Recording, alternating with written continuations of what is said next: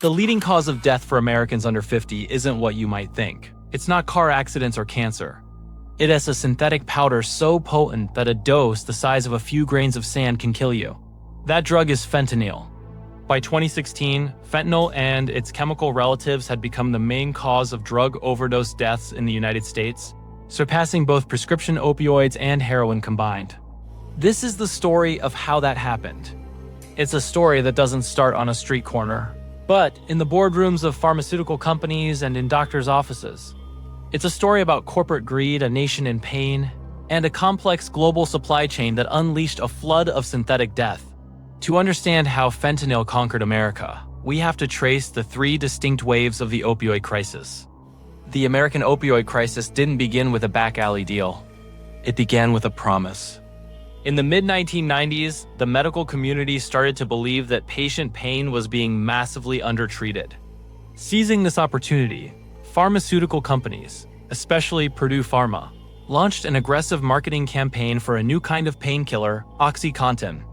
Purdue and other companies pushed these new opioid drugs as a miracle for managing chronic pain.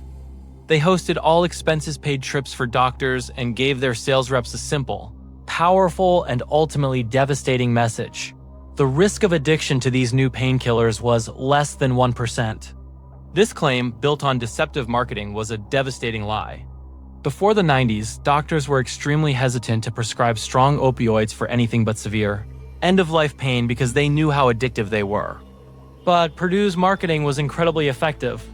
Assured the drugs were safe, physicians across the country began writing prescriptions for opioids like OxyContin at an unprecedented rate. Between 1999 and 2020, nearly 841,000 people in the United States died from a drug overdose, and opioids were the primary driver.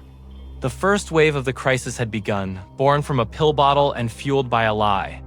As the years passed, the consequences became impossible to ignore. Patients who took the drug exactly as their doctor ordered found themselves hopelessly addicted.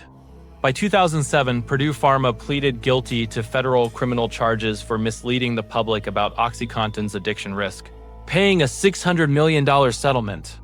But the damage was done, and that fine was just the beginning of the company's legal troubles. Millions of Americans were now dependent on opioids, setting the stage for an even deadlier chapter. Around 2010, the opioid crisis started to shift. With the prescription pill problem spiraling out of control, federal and state authorities finally cracked down. They tightened regulations, started monitoring programs, and doctors became far more careful about prescribing opioids. OxyContin itself was even reformulated to be harder to abuse. But this crackdown had a devastating, unintended consequence. Millions of people now battling an opioid addiction suddenly had their supply cut off. Facing intense withdrawal and a crippling dependency, many looked for a cheaper and more available alternative. They found it in heroin. This was the start of the second wave. The connection is tragically clear. One study found that being dependent on prescription opioids made a person 40 times more likely to become dependent on heroin. For many, heroin was just the same drug in a different form. What started with a doctor's prescription had pushed thousands into the shadows of the illicit drug market. The results were catastrophic. Heroin users face a much higher risk of overdose and other life-threatening health issues, especially as many switch from snorting to injecting the drug. Overdose deaths involving heroin surged, adding a new, brutal reality to the growing epidemic.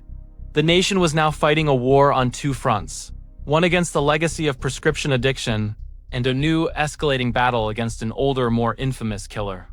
But the problem was about to get so much worse.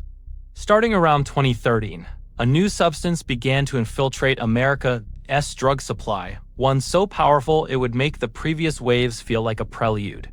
This was the beginning of the third wave, the fentanyl flood. Fentanyl is a synthetic opioid, first made to manage intense pain for cancer patients or after major surgery. Its potency is almost unbelievable. It tests 50 to 100 times stronger than morphine and up to 50 times stronger than heroin. For drug traffickers, the advantages were obvious.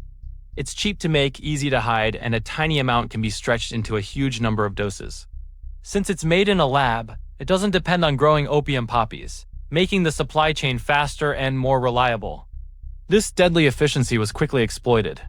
The main source of illicit fentanyl in the US is a sophisticated global operation. Precursor chemicals are largely made in China and then smuggled to Mexico. There, transnational criminal organizations, mainly the Sinaloa and Jalisco cartels, cook them into finished fentanyl powder in secret labs. From there, the cartels traffic the drug across the US border. It's often mixed with other drugs like heroin or cocaine, many times without the user even knowing.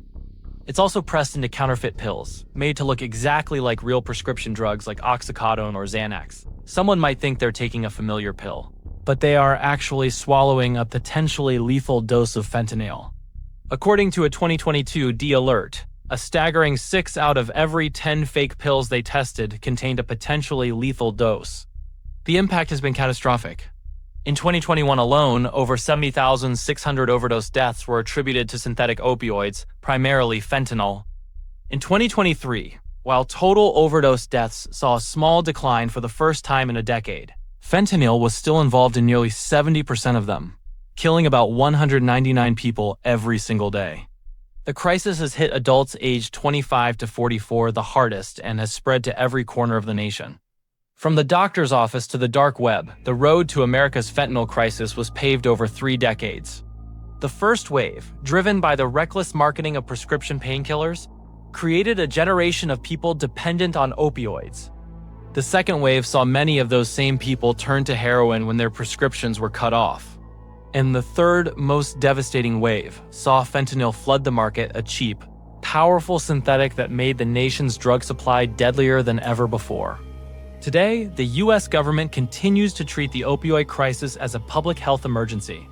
Efforts are being made on multiple fronts, from increasing the availability of the overdose reversal drug naloxone to targeting the international supply chains. Recent data has shown a slight decline in overdose deaths, offering a glimmer of hope that these measures are starting to have an impact. However, the numbers remain devastatingly high. The fentanyl crisis is a deeply entrenched catastrophe, born from a perfect storm of pain, profit, and poison. It's a brutal lesson in how quickly a public health crisis can be manufactured, and how a single drug, sold through a complex and evolving illicit market, can change a country forever. The flood may have started with a trickle of pills, but it became a tidal wave of synthetic death that continues to crash against American shores. The story of fentanyl's rise is a tangled web of corporate greed, failed policies, and international crime that has left a trail of devastation. Understanding how these 3 waves connect is the first step to grasping the crisis we face today. If you found this breakdown informative, please share it. Spreading awareness is a small but vital step. For more deep dives into the critical issues shaping our world, make sure to subscribe to the channel.